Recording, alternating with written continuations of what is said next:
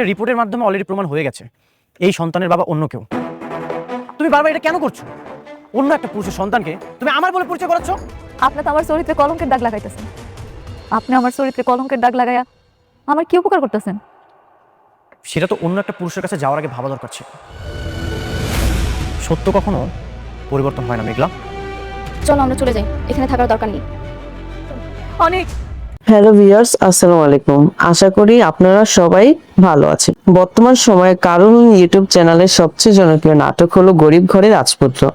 নাটকটির 34টি পর্ব ইতিমধ্যে আপলোড হয়ে গেছে। আপনারা যারা এখনো নাটকটি দেখেননি তারা এখনই কারু হিম ইউটিউব চ্যানেলে গিয়ে দেখে আসতে পারেন।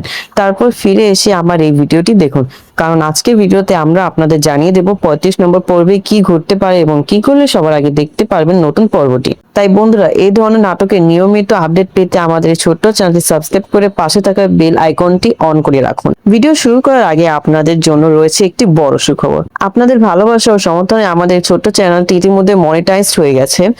এই জন্য আপনাদের সবাইকে অসংখ্য ধন্যবাদ।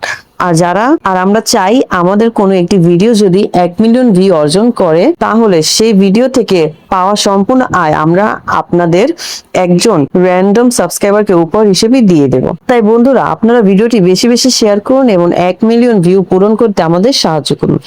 এবার আসা যাক মূল আপডেটে। বন্ধুরা, 34 পর্বে আপনারা দেখতে পেয়েছেন যে মিরাজ ওরফে অনিক এখন মেঘলার সাথে রয়েছে এবং মেঘলার কোম্পানি কাজ করছে। ধীরে ধীরে মেঘলা ও অনিকের মধ্যে সব ভুল বোঝাবুঝির অবসান হয়েছে, কিন্তু হঠাৎ আমরা দেখতে পাই যে মেঘলার সাদ অনুষ্ঠানে অনেক যায়, সেখানে মেঘলা অনিককে তার সন্তানের বাবা বলায় সে রাগ করে মেঘলাকে অনেক কথা শোনায় এবং সেখান থেকে রেগে চলে আসে। তো বন্ধুরা, অনিক সেখান থেকে আসার পর মেঘলা অনেক অসুস্থ হয়ে যায়। তো বন্ধুরা, অনিক ও মেঘলার সম্পর্কে আবার ফাটল ধরলো। তাদের সম্পর্ক কি ঠিক হবে না, নাকি মেঘলা আবার টেস্ট করানোর মাধ্যমে প্রমাণ করে দিবে যে এটা অনিকের সন্তান এবং সে সবকিছু জানতে পারবে আগামী পর্বগুলোতে? তো বন্ধুরা, সেই পর্বটি সবার আগে দেখতে হলে আমাদের সাথে থাকুন। তো বন্ধুরা, আগামী মঙ্গলবার প্রচারিত হবে গরিব ঘরের রাজপুত্র নাটকে 35 নম্বর পর্ব। তো বন্ধুরা, আজকের ভিডিও এখানেই শেষ করছি। সবাই ভালো থাকবেন, সুস্থ থাকবেন। আল্লাহ হাফেজ।